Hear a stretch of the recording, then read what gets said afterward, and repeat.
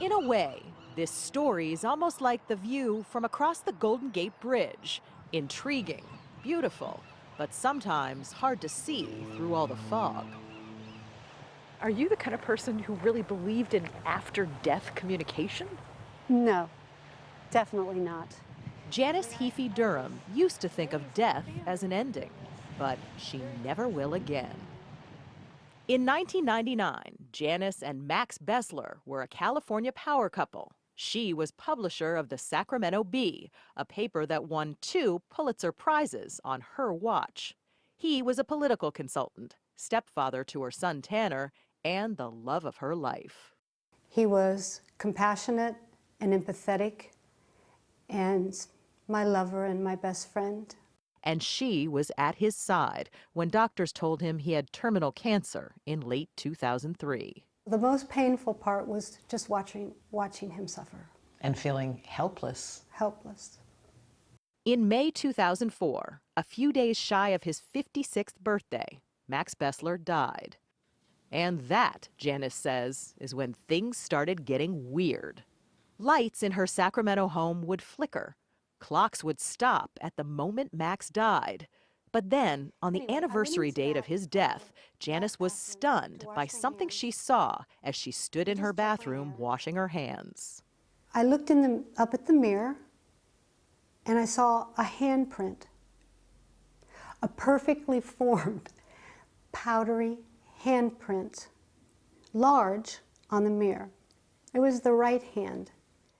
Her first thought was that maybe Tanner did it as a joke, but his teenage hands were much too small. That hand looked so consistent, so similar to Max's. So I did have the wherewithal to photograph it.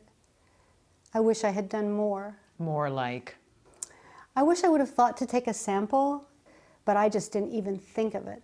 I thought I do need to photograph it, however. You knew it was something. I knew it was something. Before long, the hardcore skeptic was a true believer.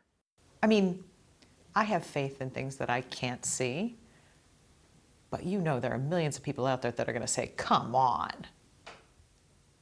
Exactly. And I was one of them, so I really understand it. In time, Janis moved on. She remarried in 2008, but things kept happening. A footprint appeared on a chair at their vacation home. Carpets would move themselves across her floor. And on the 2nd anniversary of Max's death, more powdery images on the mirror.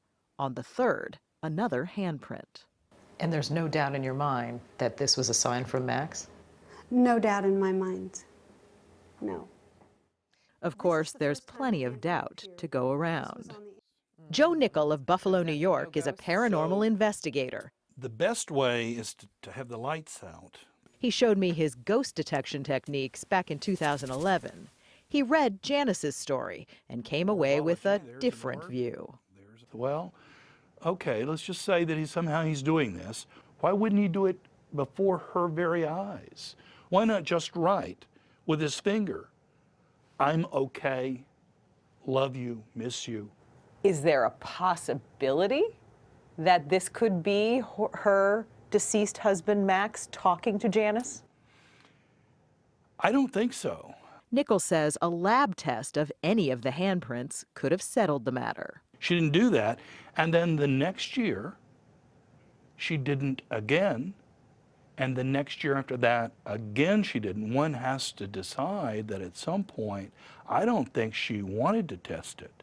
Because? Well, I think she was afraid of the answer. And you know, despite everything you're saying, people will still believe this. I have good news and bad news.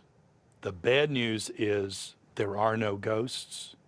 The good news is nobody will believe me. Janis did some digging of her own, talking to scientists and other experts who she says convinced her it was Max. She's put it all in a new book. If Max was behind this, he's moved on. There haven't been any new handprints for a while. But Janis says she's grateful it happened at all. What do you think Max was trying to tell you? I think Max was trying to tell me that there's more to life than the physical form, the physical reality we live in. I'm not saying that this These experiences made me feel less sad about the fact that Max lost his life at 56. But it makes me able to live with it better. You still miss him. I do. I do. Yes.